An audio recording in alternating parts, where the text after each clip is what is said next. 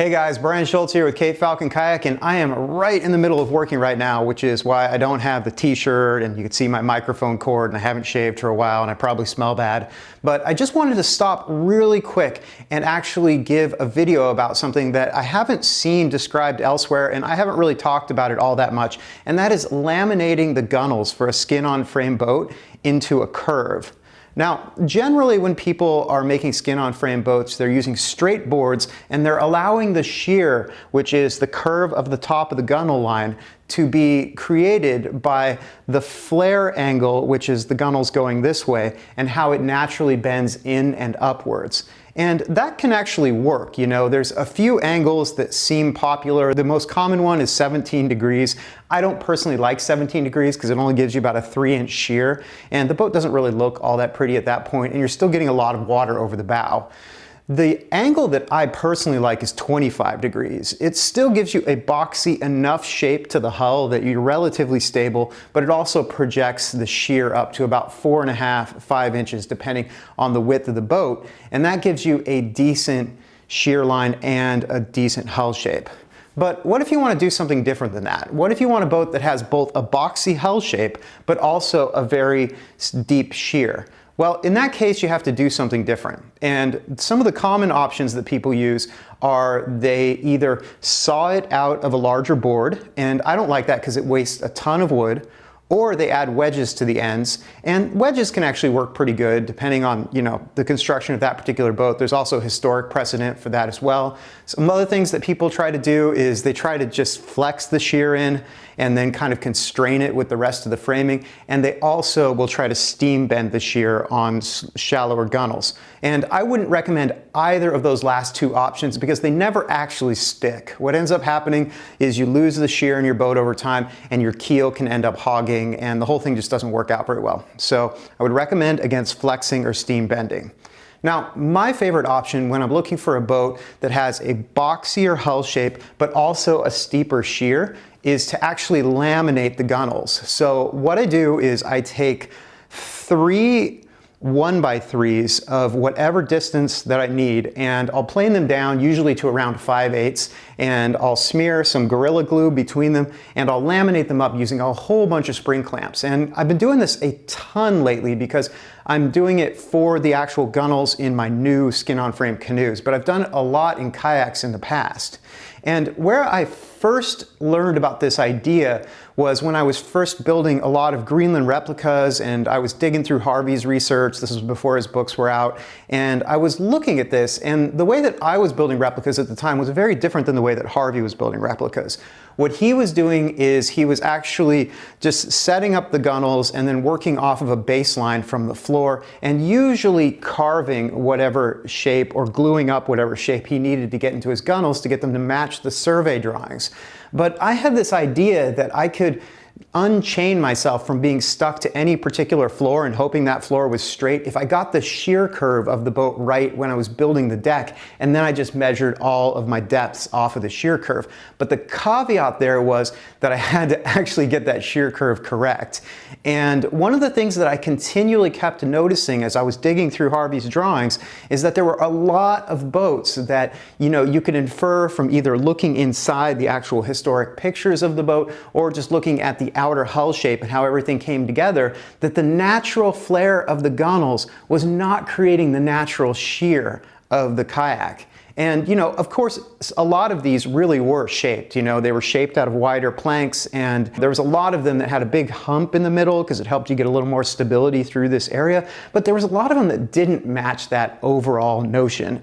And I kept wondering why. And right about that same time, I was also doing a ton of sawmilling. I would go out in the winter in the storms, and I would harvest logs with my kayak that were floating in the bay.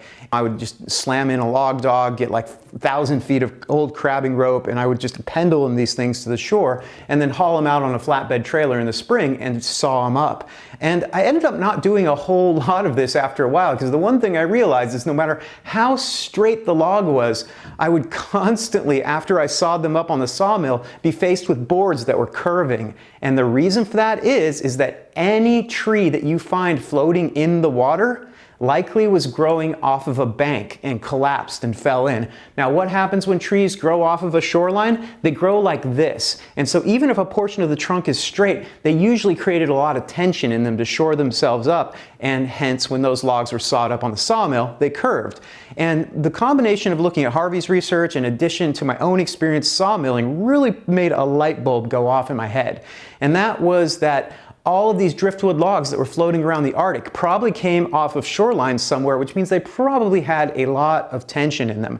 And I'm imagining, at least when the Inuit builders were able to get hand saws and more mechanical things instead of just splitting out boards, and possibly even when they were splitting out boards, that they would split out or cut these boards and they would notice that they had a natural curve to them. And you know, oftentimes this would just be an inch or a half inch or whatever, but I wouldn't think that most kayak builders would turn those upside down and put the curve the wrong way. And so I think this is responsible for some, not all, I don't want to misrepresent kayak history at all here, but some cases of there being shears that were deeper than you would naturally expect from the flare of the gunnels and how that would come together and come up. And so that's completely my own hypothesis. I can't prove it. There is tons of evidence for shaping of gunnels and gluing of wedges on gunnels, but I think that was a factor as well.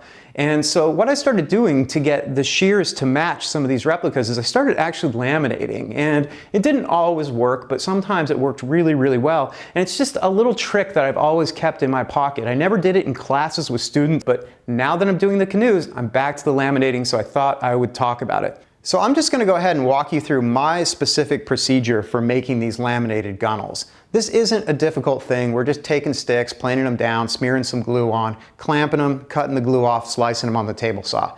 Not really all that complicated, not rocket science, but there is a lot of little things that you need to think about here that if you don't remember to do, you end up just totally screwing up the whole thing and it becomes a mess. So I'm going to talk about what those are right now.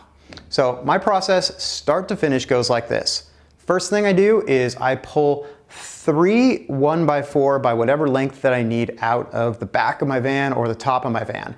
And then I take it to the planer, and I'm usually planing these down to 5/8. And the reason for 5/8 is because I'm going to be laminating these with 2-inch spring clamps.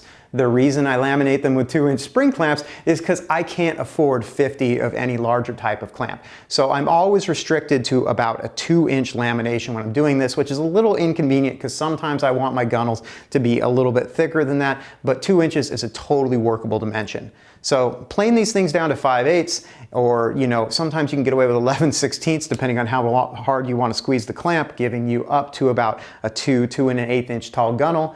And then I take them over to my workbench. Now, before I even think about laminating these babies up, the first thing I'm going to do is I'm going to lay out all of my mortise marks while they are still flat. So I take the bottom of one of those sticks of wood and my tape measure, and I go ahead and lay out for all of my rib mortises. And you can also lay out for the deck beam mortises on top if you want, but the rib mortises are what's really important here. Now, next thing I do after that is I actually get 2 sawhorses and I set them up to the very ends of those boards, and I sag this into whatever curve that I'm looking for. And that really depends. For kayaks, you know, I'm usually in the 1 to 3 inch range. For canoes, 5 to 7, and for my Adirondack guide boats, it can be as much as 9 inches. So I sag these to the shape that I'm looking for, and I use rocks or other weights in the middle to get them to hold there. And then once I've got them at the right depth of shear, which I'm measuring with a string from one end to the other down to the depth of the shear line, then I make sure that I measure the distance from the bottom of those to the floor. And I cut myself a little stick that I'm going to put under there when I'm gluing up, because if you don't do that, they're going to sag deeper than you want to. So I've got my rocks, I've got my stick, and I've got my shear curve. Now it's time to put some glue on. So next thing I do is I take 2 of those and I lay them out, and I get a bunch of Gorilla Glue, and I really make sure that I put enough of this on there because you don't want to have not a good enough joint. You could use other forms of glue like epoxy, but I hate epoxy, so I'm usually using Gorilla Glue. Now, you want to make sure that all your clamps are ready. You need about 52-inch spring clamps. Don't stress on that, they're cheap, you can get them online, just make sure you get the metal ones. And once you got your 50 spring clamps and a couple quick grip clamps also set aside, you're ready to smear your glue on. And I really carefully drizzle my glue on, and then I smear it so I have a nice thick coating, and then I stack the 3 layers on top of each other. I put them on top of the sawhorses. I put the rocks or the blocks on top of them so they sag to depth, and the stick underneath them so they don't sag any deeper. And then I take my quick grip clamps and I go down the line and I put in 3 or 4 locations these clamps this way, so I'm aligning the plies sideways. And that's really important because if you just start spring clamping, they're gonna slide this way and that way, and it's gonna make it a real problem later, and you might not even have enough material to make 2 sets of gunnels out of these. Now, if you're wondering why I'm going with 1x4s instead of 1x2s, it's because you need that extra 1/4 of an inch to get a set of gunnels out of there, and they don't usually make wood in 1 3/4 inch widths. And also, more importantly, it's much easier to manage something that's wider when you're working on a table saw and also when you're gluing it up. So I would recommend just going ahead and making 2 sets of these if you're gonna make them at all, and setting the other set aside for another boat that you're gonna be doing in the future.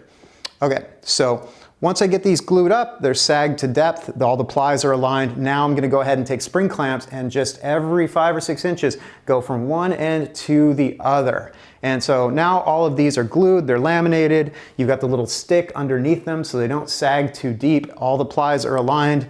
The one last thing you have to do before you walk away is make sure that you go along with a torpedo level and you check a couple different locations to make sure that it hasn't twisted, because it's really easy for this to get out of plane, and if it does that, then you're not going to be able to use these at all. And if it has twisted, you just kind of compensate by changing things, and you're ready to walk away. Now, 4 or 5 hours later, the Gorilla Glue is not completely hard, but it's mostly hard. That's when you want to come back, pop off all your clamps, set this thing on a bench, and being careful, remember, chisels are the most dangerous tool in the wood shop. You want to go ahead and slice off all that glue, take a power planer, slice off any excess so you've got nice surfaces on both sides, and now you are ready to go to the table saw. Now, I set my first table saw cut at 13/16, and the reason I do that is because that first edge is usually misaligned, and so you can't just start at your finished thickness. So I set my first table saw cut at 13/16. If it's really bad, I might set it at 7/8. Don't go more than 7/8 because then you're not gonna have enough room to make all your sets of gunnels. And I go ahead, working with a partner, I run this curved board through the table saw and I set the first one aside. Next, I reset the table saw to either 5/8 or 11/16, depending on what kind of wood I'm working with. And now I slice the other 3 gunnels off it. And you're gonna have just enough wood there to do 3 more if you're working with 1x4s. And now finally, the last thing I do is I take that first piece that I set aside that was cut to 13/16 and I helicopter it 180 degrees. I run it through my table saw, and now that is cut down to 11/16 as well. But before I put it with the others, I make sure I helicopter it back the other way so everybody's oriented how they were originally.